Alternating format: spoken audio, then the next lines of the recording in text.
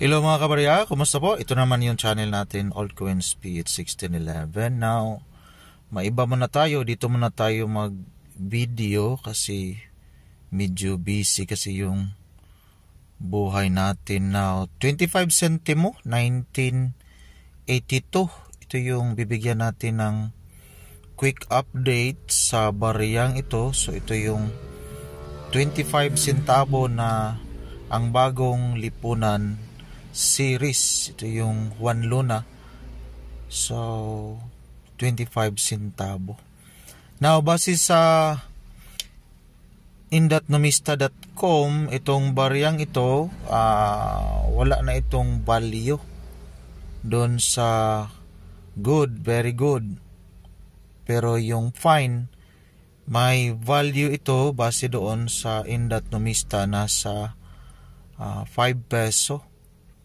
Pero yung uncirculated nito sa indatnomista.com nasa 64 peso. While doon naman sa Carousel PH may nagbibinta na nakita natin sa barya niya, kagaya sa barya natin 1982 nasa 30 pesos. Pero sa All No Miss may nakita tayo dollar yon, pag extra fine nasa 0.10 US dollar. Pero pag uncirculated nasa 0.5 US dollar po mga kabarya. So except na lang pag may good quality, kasi ito kasing 1982 may tatlo kasi na klase.